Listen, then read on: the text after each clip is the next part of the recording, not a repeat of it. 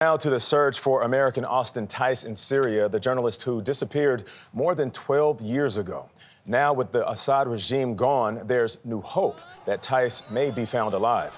For more, we are joined by Margaret Brennan, moderator of Face the Nation and CBS News chief foreign affairs correspondent. Margaret, good morning. U.S. State Department officials arrived in Damascus overnight. What can you tell us about their visit?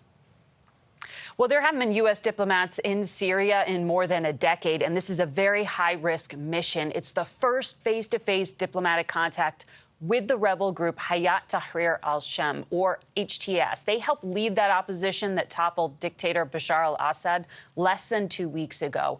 And overnight, 3 American diplomats, including Assistant Secretary of State Barbara Leaf and the president's hostage envoy, Roger Carstens, drove across the Jordanian border into Syria and onto Damascus with a very small group of U.S. Special Forces protecting them. One of their missions on the ground is to uncover any information about the fate of Austin Tice, as well as an American doctor, Majid Kamal Maz, who disappeared in 2017, as well as any U.S. citizens who have disappeared under the Assad regime. Now, HTS has offered to help the U.S. government. This is just one of the signals they are sending that they want friendly relations with the West, despite still being considered a terror group under U.S. law due to their past ties to al-Qaeda.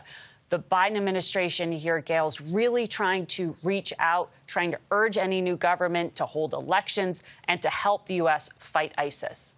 Wow, I hope this has a happy ending. You know, we've talked to the parents. They are so hopeful, which makes us all hopeful, too. But, Margaret, one more thing before you leave us. You know, the Pentagon, they've come out. They say there are more than double the U.S. troops in Syria now than has been previously reported. I know that you talk to U.S. officials on a regular basis. What are you hearing from them about their goals in engaging this new government? Well, Gayle, you're right. The Pentagon announced yesterday there are actually 2,000 troops in Syria, not the 900 that they've been telling the public about for weeks. They are there to keep ISIS in check. That's a priority for both President Biden and incoming President-elect Donald Trump. Because the U.S. hasn't had really a presence on the ground in terms of a diplomatic force, the 3 U.S. diplomats there today are really trying to scramble to try to rebuild ties, to urge that any new government help the United States fend off ISIS and eventually build a democracy. A lot of work to do there, Margaret. Thank you so much.